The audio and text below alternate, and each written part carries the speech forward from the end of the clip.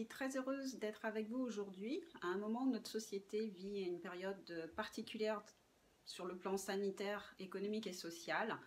Cette période de confinement qui va effectivement impacter, je pense, d'autant plus sur le recours aux addictions. Et aujourd'hui, je suis très heureuse de pouvoir animer cette conférence pour vous dans le cadre de votre diplôme d'université. Donc, je remercie particulièrement Eric Toubiana de m'avoir invité et convié à cette conférence pour vous, étudiants en addictologie.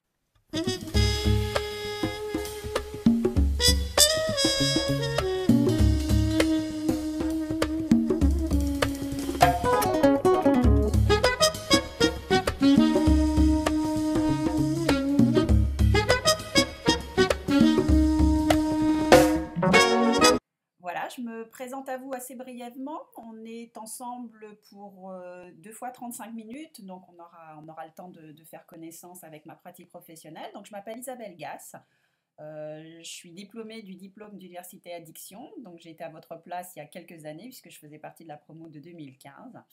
Dans la vie professionnelle, je suis sexologue clinicienne et sexothérapeute de couple. J'ai été formée à la Sexo-Gestalt par le docteur Charles Genman, neuropsychiatre sur Paris. Et j'exerce également donc en tant que sophrologue. Je suis plus particulièrement spécialisée en santé sexuelle. Voilà, c'est un domaine qui me passionne et j'espère vous transmettre également cette passion au cours de cet instant et ces petits moments qu'on passe ensemble dans le cadre de cette conférence. J'interviens également auprès de l'association Nutri-Créole. Je suis membre du comité scientifique. C'est une association qui met en lien les ultramarins et surtout qui met en avant les aliments, la nutrition. Je suis membre du réseau santé sexuelle publique depuis 2018. Peut-être certains d'entre vous connaissent ou en font également partie. Parallèlement, je suis directrice pédagogique du centre de formation Atout Sophro & Consulting, qui est un organisme de formation dans le domaine du bien-être et de la santé sexuelle. Voilà pour les présentations. Eh bien, si vous le voulez bien, on va commencer ensemble. Et en préliminaire, j'avais envie de vous proposer d'entrer en matière avec le film de Steve McQueen, Shame. Peut-être que certains d'entre vous connaissent ce film qui est sorti en 2011. Donc c'est un film qui, à mon sens, constitue une bonne introduction à la thématique de la clinique des addictions sexuelles. Le protagoniste principal s'appelle Brandon. C'est un jeune homme d'une trentaine d'années, célibataire, qui travaille beaucoup. Il est dans le monde de la finance. Et c'est vrai qu'en dehors de son travail, ce qui l'anime plus particulièrement, c'est le sexe.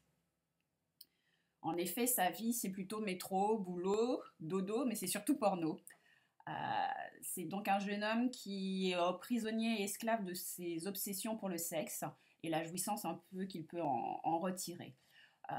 Ce film est intéressant d'un point de vue clinique parce qu'il va vous montrer toutes les étapes et toutes les phases effectivement de la dépendance sexuelle, puisqu'on assiste aux différents symptômes que produit l'addiction sexuelle chez Brandon, mais aussi on voit un petit peu son univers, comment il fonctionne au quotidien, et surtout ce dont on se rend compte, c'est qu'il ne pense qu'à ça et qu'il ne fait que ça, en dehors de son travail et même à son travail.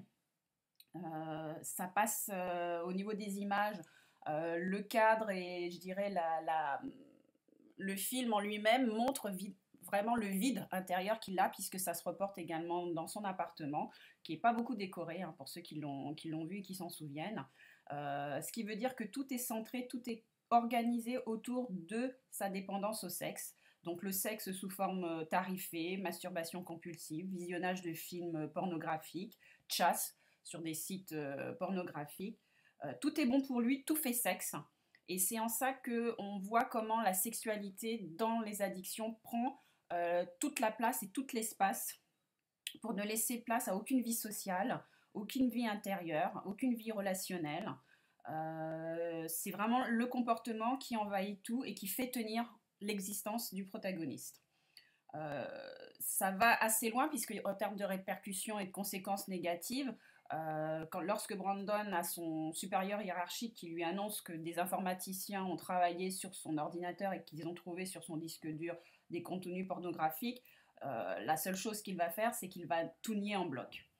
Donc c'est vrai que ce qu'on peut apercevoir aussi en filigrane, c'est la pauvreté des relations, je dirais, relationnelles et amicales, sociétales de Brandon, puisqu'au bureau, même lorsqu'il a une collègue qui lui plaît, une collègue Marianne, euh, vers laquelle il se sent attiré, qu'il l'emmène dans un hôtel, et ben, il n'arrive pas à dépasser la phase des préliminaires.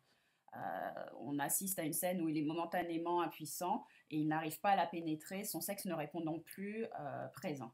Et c'est ça qui peut donc arriver et qui peut faire détresse chez justement les personnes qui souffrent d'addiction sexuelle. Donc voilà, j'avais envie d'introduire mon propos par ce film qui, à mon sens, est une bonne introduction et qui peut, notamment en clinique, hein, moi je travaille en cabinet libéral, peut servir justement de médiateur pour pouvoir amorcer une prise en charge libérer la parole, voire un peu comme pourrait le faire la bibliothérapie. Moi, ça va être un outil que j'utilise avec effectivement des patients qui sont en souffrance pour qu'ils puissent aussi voir, se reconnaître et voir en quoi le personnage de Brandon peut faire résonance avec ce qu'ils vivent et ce qu'ils éprouvent au quotidien. Alors, l'agenda qu'on a ensemble, donc dans un premier temps, ce que je vais vous proposer, c'est déjà de mieux comprendre les addictions sexuelles, voir ce qu'elles recouvrent. Dans un deuxième temps, on va voir un peu l'épidémiologie, ce que nous savons en France du phénomène des addictions sexuelles, des sexualités addictives. Je vous parlerai assez brièvement, mais ça me paraît important de faire un focus sur l'importance de l'industrie du sexe et de vous relater quelques chiffres qui sont, à mon sens, assez pertinents à connaître et qui donnent aussi la mesure du phénomène et de l'ampleur. Et puis on terminera je dirais cette conférence par les modalités, les outils de dépistage et un peu de clinique. Hein. Je vous apporterai quelques éléments sur ma pratique de prise en charge des personnes sex-addictes. Voilà. Alors en introduction, ce que j'avais envie de partager avec vous, c'est que la thématique des addictions sexuelles, elle questionne depuis plusieurs décennies déjà, aussi bien les praticiens hospitaliers, les addictologues que les sexologues. Ce sont des troubles cliniques au contour de la sexualité qui interrogent à la fois le normal et le pathologique. Sachant qu'effectivement, dans le domaine de la sexualité, il n'y a pas de normes que celles qui sont imposées par les lois en vigueur dans le pays où l'on exerce et où on travaille en tant que clinicien. Donc c'est vraiment quelque chose qui est à prendre en compte. Ce qu'il y a pour moi qui est vraiment le plus, je dirais, probant dans la souffrance que rencontrent les patients et patientes qui souffrent d'addiction sexuelle, c'est le fait qu'ils soient hantés par cette thématique, par la rencontre sexuelle et les sensations qui les accompagnent. Les sex-addicts se retrouvent esclaves de leur sexualité, même si au départ c'est pour combler, pour arriver à un plaisir, très très vite, le plaisir laisse place vraiment à la souffrance et à une forme d'esclavage qui ouvre vraiment le chemin à un grand nombre de conduites de dépendance. On verra un peu plus tard que nombre d'addictions et de sexualité addictive sont en parallèle avec d'autres addictions. On peut aussi s'appuyer sur les premiers travaux de la psychanalyste Joyce McDougall. C'est une psychanalyste de Néol Hernandez, si je ne me trompe pas, qui dès 1978 introduit le terme de sexualité addictive. C'est d'ailleurs la terminologie que j'ai choisi de retenir pour titrer cette conférence. Elle parle de sujets obsédés par le sexe, esclaves de la quantité. Et c'est important, je pense, d'avoir ça en introduction en tête parce que c'est de ça, à mon sens, qu'il s'agit. Alors, la première thématique donc, qu'on va aborder ensemble, c'est comment comprendre les addictions sexuelles, ce qu'elles recouvrent. C'est vrai que si on reprend un petit peu, je dirais, en transversal la définition de Claude Olivenstein qui compare la toxicomanie, et cette comparaison, elle me paraît intéressante par rapport aux sexualités addictives, puisqu'il met en avant que la toxicomanie est une résultante entre la rencontre d'un produit, d'une personnalité et d'un moment socio-culturel. Donc j'aimerais que vous gardiez en tête et en exergue cette citation parce qu'elle va un petit peu conduire mon propos tout au cours de cette conférence.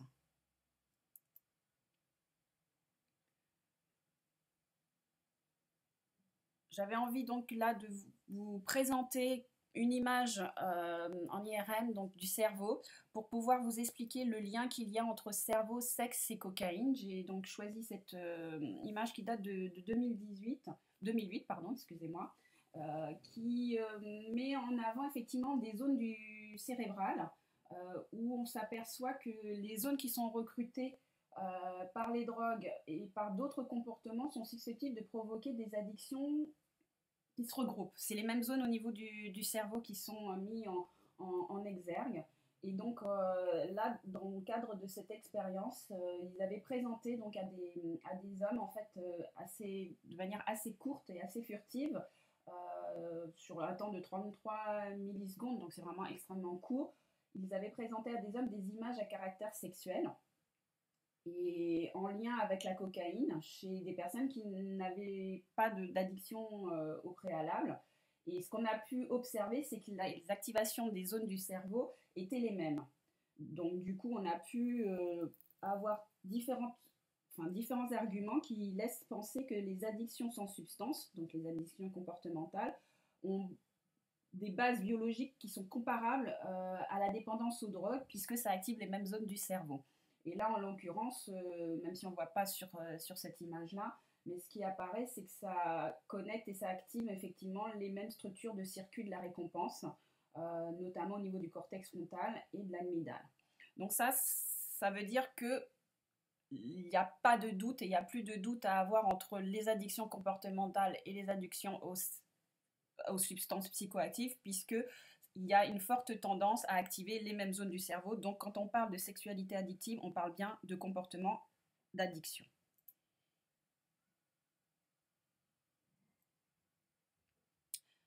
Pour un peu poser le sujet, le concept de dépendance sexuelle, il a été mis à jour il y a déjà plusieurs années.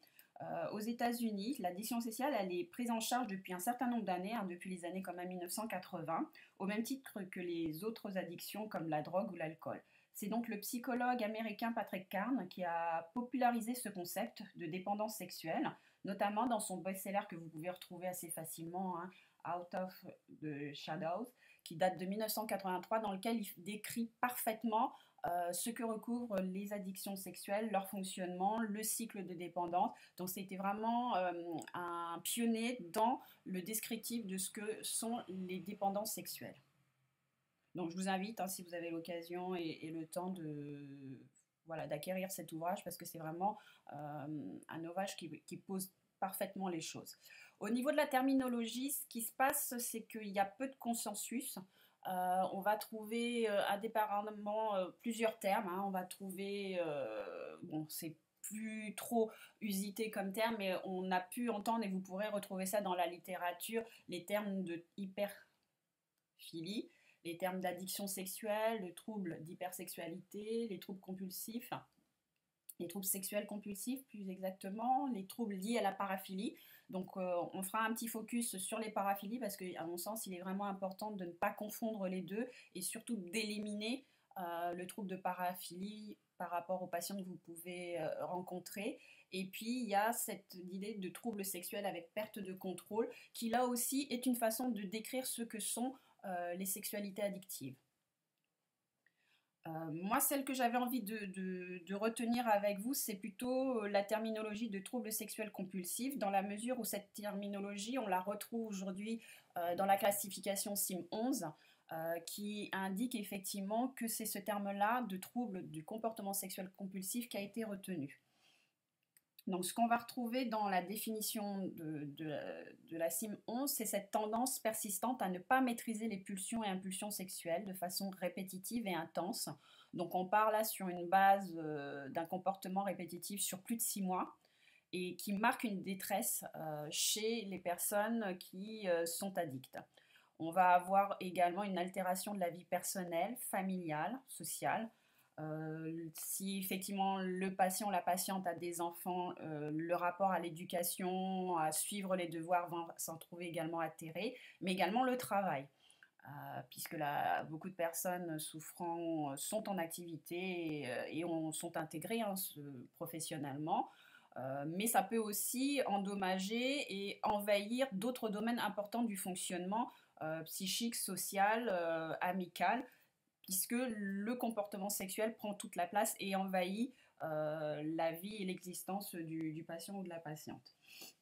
Ce qu'on va retrouver dans cette clinique et dans cette définition, c'est que d'un point de vue phénoménologique, ça ressemble beaucoup aux dépendances à une substance. D'ailleurs, dans le CIM-11, elle est incluse dans la section des troubles du contrôle des impulsions. Ce qui veut dire que par rapport là, cette nouvelle classification, elle est sortie en 2019, ça va nous donner en tant que clinicien la possibilité de vraiment développer une clinique autour de la dépendance à un comportement en comparaison à la dépendance et à l'utilisation des substances qui peuvent être présentes également. Donc, si on veut s'attarder quelques instants sur les caractéristiques cliniques des sexualités addictives, il y a, comme je le disais précédemment, une impossibilité répétée de contrôler un comportement sexuel. L'idée et ce qui est recherché, c'est de se procurer du plaisir, mais ça peut être aussi chez des sujets et des individus qui sont dépressifs, lutter contre une sensation de malaise intérieur.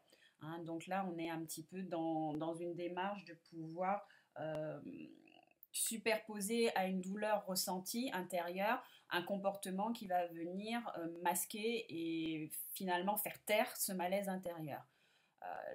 Ce qu'on retrouve également hein, chez les sujets, c'est la poursuite de son comportement malgré le fait qu'ils en connaissent les conséquences négatives, notamment sur le plan physique, sur le plan psychologique ou sur le plan social. Globalement, on retrouve ce comportement plutôt à la fin de l'adolescence, plutôt également chez l'adulte. Voilà. Après, c'est vrai que ce qu'on verra plus tard, c'est qu'on n'a pas d'épidémiologie et de chiffres en France pour effectivement bien euh, circoncire, je dirais, le phénomène d'un point de vue épidémiologique. Ce qu'on retiendra également, c'est que c'est plus fréquemment des hommes que des femmes, encore que, comme les chiffres que je vous présenterai tout à l'heure le montrent, je n'ai pas en tout cas d'éléments qui peuvent me le présenter en dehors de la clinique qui me permet d'avoir effectivement numériquement plus d'hommes qui me sollicitent pour cette difficulté dans leur sexualité. Et puis, ce qu'on verra également, c'est que c'est un syndrome clinique qui existe sous différentes formes. Et ça sera intéressant de les avoir pour pouvoir justement questionner lors de votre anamnèse sur ces différentes formes. Donc, d'un point de vue d'une mise en contexte, hein, il y a aussi à interroger l'usage problématique de la pornographie. Ce qu'on retrouve dans les écrits scientifiques, c'est que la pornographie en soi, ça peut être un starter pour certains couples, ça peut être un starter pour certaines personnes dans leur sexualité. Maintenant, ça devient problématique quand c'est lié à un besoin d'impulsivité, d'obsessivité, de compulsion sexuelle, lorsque ça recouvre aussi des troubles obsessionnels compulsifs, lorsque ça va déclencher des troubles du désir sexuel, qu'on va arriver jusqu'à une addiction et une dépendance sexuelle à la pornographie. Ce qui va aussi entraîner parfois des évitements expérientiels, donc c'est-à-dire que la personne, au lieu d'être dans une relation charnelle avec son ou sa partenaire, va être uniquement dans une sexualité virtuelle. Et donc du coup, va en découler une addiction à Internet, des activités sexuelles excessives, puisqu'on verra également dans le profil que le temps passé à assouvir ce comportement peut être plutôt envahissant. Ça peut aussi amener à des dysfonctions sexuelles érectiles, notamment chez les hommes. Bon, également des paraphilies. Et puis globalement, ce qui est important de retenir, c'est qu'il y a vraiment un trouble du contrôle des impulsions. Alors les pratiques qu'on va retrouver dans les sexualités addictives, hein, on va faire distinguer, je dirais, des pratiques sexuelles avec une ou un partenaire, des pratiques sexuelles sans partenaire, et puis un peu regarder du côté des supports sexuels qui sont utilisés. Dans les pratiques sexuelles avec partenaire, on retrouve donc des rapports sexuels anonymes, des rapports sexuels qui sont tarifés, notamment avec le recours à la prostitution et au call-girl, au call-ball, le sadomasochisme, les fréquentations de clubs de striptease, donc avec des dépenses d'argent assez conséquentes, des salons de massage également, des clubs échangistes. Donc ça, c'est pour les pratiques sexuelles avec partenaire. Dans les pratiques sexuelles sans partenaire, on va essentiellement retrouver des masturbations compulsives. Des personnes aussi qui vont se livrer à des pratiques de voyeurisme, d'exhibitionnisme ou de séduction compulsive. Euh, ça sera intéressant qu'on voit tout à l'heure ce qu'on met sous le terme voyeurisme exhibitionniste, puisque là, on est vraiment dans des pratiques de troubles paraphiliques. Et puis, ce qu'on va retrouver dans les supports, hein, là aussi, c'est un petit peu vous donner quelques thématiques pour pouvoir questionner vos patients et patientes. C'est sur la nature des fantasmes, des scénarios qui vont être plutôt répétitifs et surtout appauvris. Quand je demande, voilà, parlez-moi de vos fantasmes, on va se rendre compte que l'individu, le sujet, est pauvre dans son imaginaire érotique qu'il a très peu développé, et notamment le recours à la pornographie a tendance à avoir cette conséquence. Des personnes aussi qui vont être assez adeptes du cybersexe, de la pornographie, cyberpornographique, téléphone rose, bon ça je l'ai mis, c'était un peu pour vous faire sourire, mais c'est vrai que par webcam, il y a beaucoup maintenant de pratiques qui sont faites par le téléphone qui permettent aussi de garder l'anonymat. Donc ce sont vraiment les pratiques qu'on retrouve prioritairement. Les supports qui sont utilisés, on va retrouver en support plutôt des revues papier, des téléchargements de films, d'images pornographiques. Le streaming et Internet sont vraiment de gros vecteurs et de gros supports de ces troubles sexuels compulsifs.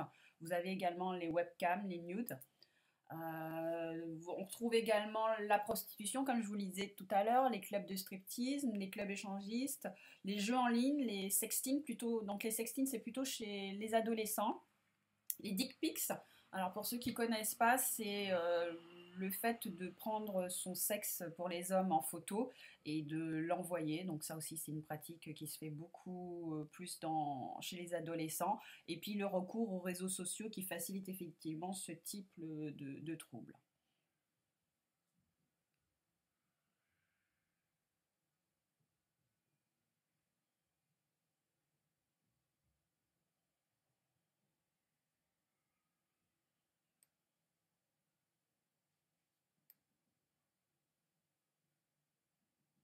Alors maintenant, si vous voulez bien, on va passer à l'épidémiologie, donc la deuxième partie de la conférence. Alors, que savons-nous en fait du phénomène des sexualités addictives? En fait, peu de choses en ce qui concerne les chiffres. En France, hein, selon l'Institut fédératif des addictions comportementales, aucune donnée chiffrée n'existe sur le comportement sexuel compulsif en France, faute d'enquête épidémiologique. En revanche, ce qu'on va voir aux États-Unis, qui est donc depuis un peu plus longtemps, comme je vous l'ai dit, pionnier sur le sujet, la prise en charge, ce serait à peu près 3 à 6% de la population générale qui aurait des comportements sexuels compulsifs. Donc, au niveau des chiffres, hein, pour la France, je vous renverrai à une étude qui avait été faite et commandée par les Vidéomarques d'Orcel. Hein, pour ceux qui le connaissent, c'est le leader européen de la production de films pornographiques en France, qui avait demandé, donc, dans le cadre et à l'occasion de son 30e anniversaire, qui avait commandé une étude auprès de l'IFOP, qui était une étude sur le comportement et les pratiques des Français en matière de films pour adultes, hein, de films à caractère porno.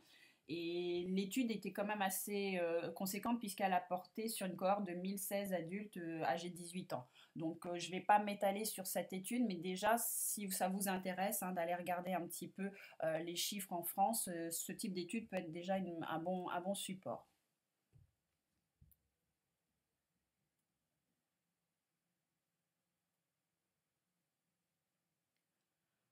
Alors concernant l'industrie du sexe, il y a quand même des chiffres étonnants à connaître parce que ça fait partie du contexte socio-culturel dans lequel nos patients évoluent. Et du coup, ça me paraît intéressant de pouvoir mettre en parallèle ces quelques chiffres, puisque l'industrie du sexe, c'est quand même le vecteur de la pornographie et le vecteur et le support principal des sexualités addictives. Alors, ce qui est important de prendre en compte, c'est que quand même, la vente des sextoys en 2018, elle a représenté 22 milliards de dollars. Euh, Ce qui démontre en fait que les sextoys, hein, d'après les chiffres que j'ai trouvés, sont plus rémunérateurs que les vidéos. Donc ça vous donne aussi par rapport à l'évolution des mœurs une idée de ce que ça représente et le poids que ça peut avoir dans l'industrie et les difficultés qu'on peut retrouver à faire de la prévention. Parmi les d'autres chiffres que j'avais envie de vous apporter, ce sont des données, puisqu'on n'a pas de données en France, que Pornhub publie. Donc vous pouvez retrouver ça assez facilement sur leur site internet, mais qui pose le décor et permet aussi d'expliquer pourquoi effectivement il ne s'agira pas dans la prise en charge de demander en fait l'arrêt, je dirais, de la sexualité, puisque ce serait aussi compliqué et demander une lutte à la personne par rapport justement à son environnement socio-culturel, sociétal. Donc là, si on se base sur les chiffres déjà fournis par Pornhub en 2019, hein, donc c'est vraiment tout récent, en 2019, il y avait donc 42 milliards de visites sur ce site, 115 millions de visites par jour, soit à peu près l'équivalent de la population du Canada, de l'Australie, des Pays-Bas et de la Pologne. Tout ça réuni en une journée. Hein. Donc c'est comme si vous aviez les Canadiens, les Australiens, les Pays-Bas et la Pologne qui se connectaient en même temps sur ce site-là. Donc ça fait quand même 39 milliards de recherches pour quand même un chiffre de 6 millions de vidéos téléchargées. Donc ça quand même ça pose le décor.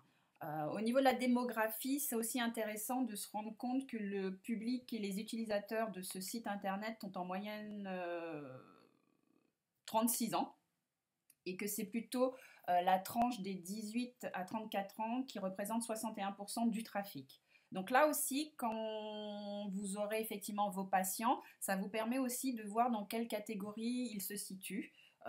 Et ça donne aussi quand même une façon de prendre en compte le phénomène et de pouvoir aussi relativiser par rapport à la pratique et les pratiques qu'ils peuvent avoir et les consommations qu'ils peuvent avoir de pornographie, de cyberpornographie. Là aussi, ce qui est intéressant de voir dans les chiffres qui sont avancés par Pornhub, c'est qu'en 2019, la proportion de visiteurs féminins a augmenté de 32%. Donc c'est pour ça que je vous disais en introduction que certes, c'est plus des hommes qui consultent pour ces problématiques-là, mais il y a quand même à prendre en compte les femmes et à ne pas l'oublier, puisque ça voudrait dire que dans des consultations pour addiction, il ne faudrait pas se dire que parce que c'est une femme, on ne va pas lui poser la question des addictions, de la consommation éventuelle de pornographie. Et là, ce qui peut être aussi intéressant à prendre en compte, hein, c'est que c'est parmi les 20 principaux pays à trafic, les Philippines et le Brésil arrivent en tête avec 39% et sont suivis par le Mexique et l'Argentine. Donc voilà, c'est des chiffres aussi qui peuvent être étonnants. C'est bien entendu à mettre aussi en lien avec la couverture Internet dans certains pays voilà, qui jusqu'à présent n'étaient peut-être pas aussi bien couverts, qui peut-être ont maintenant également la fibre. Donc tout ça, ça favorise aussi l'accès et ça facilite grandement l'accès aux sites pornographiques. Ce qui est intéressant dans ces deux schémas, c'est de voir aussi, et ça encore, je trouve que c'est des éléments intéressants à questionner par rapport à vos patients sur les heures de visionnage qu'ils utilisent. Hein. Donc là, ce qu'on se rend compte dans le premier schéma, c'est que les heures de visionnage sont généralement entre 22 heures et minuit. On peut également, et plutôt le week-end, que le temps de visionnage, il va se déplacer vers les heures du matin, en fait. Donc le deuxième graphique va montrer que le temps de visionnage le plus bas au cours des semaines moyennes, c'est plutôt le lundi à 5 heures du matin, et que le point de trafic le plus élevé, c'est le dimanche à 23 heures. Donc voilà, ça c'est des choses à avoir en tête parce que ça va permettre aussi vous de questionner lors de votre anamnèse et lors de votre prise en charge vos patients et vos patientes sur réellement leur consommation et voir si ça correspond effectivement à ces chiffres. Là, j'avais envie de vous présenter assez brièvement le temps, parce que c'est aussi une donnée importante à prendre en compte, le temps que passent vos patients et vos patientes devant donc, les sites, à consulter des sites à caractère pornographique. Là, ce qu'on voit, c'est que dans le top 4, il y a New York, Londres, Paris et Los Angeles, avec pour Paris une consommation sur à peu près 9 minutes 55. rassurez-vous, c'est pas les premiers, puisqu'arrive en tête en fait la ville de Séoul, où là les visiteurs de ce site restent jusqu'à 12 minutes et 15 secondes. À Bangkok aussi, 11 minutes 52 secondes. Donc voilà, c'est des disparités qui sont intéressantes pour votre culture personnelle, mais également, je dirais, pour la prise en charge et l'anamnèse. Ce que j'avais envie aussi de vous présenter assez brièvement, puisque le contexte socio-culturel, la personnalité et le produit sont à mettre en cohérence, mais il y a également le moment social. Là, on est encore en confinement, à l'heure où j'enregistre cette conférence. Euh, je vous ai retrouvé des chiffres également qui sont assez éloquents. Donc, c'est une mise à jour du site Pornhub du 2 avril qui montre en fait le trafic européen vers ce site internet, et ils ont eu un pic, donc vous observez qu'il y a eu un pic ici de 24%, qui était le 25 mars. Est-ce que vous savez à votre avis ce qui s'est passé le 25 mars? Alors si vous ne savez pas, je vais vous le dire, c'est que le 25 mars, ce qui s'est passé, c'est qu'il y a une augmentation du trafic parce qu'en fait, Pornhub a proposé une prestation, a fait une proposition, une promotion plus exactement, pour inciter les gens à rester chez eux et à se distancer socialement. Donc vous voyez comment aussi un contexte social, une promotion fait que les personnes vont pouvoir se connecter parce qu'ils auront le temps de le faire et qu'en plus on va les inciter financièrement.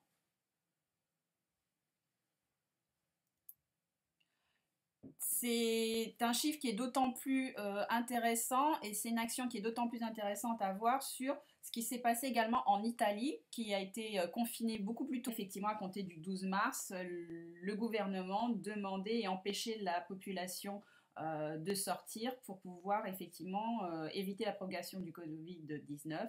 Et pour encourager cela, eh ben, effectivement, ils ont également fait une promotion premium gratuite pour les visiteurs italiens à compter du 12 mars. Donc voilà, ça a entraîné un pic assez astronomique, je dirais, du trafic.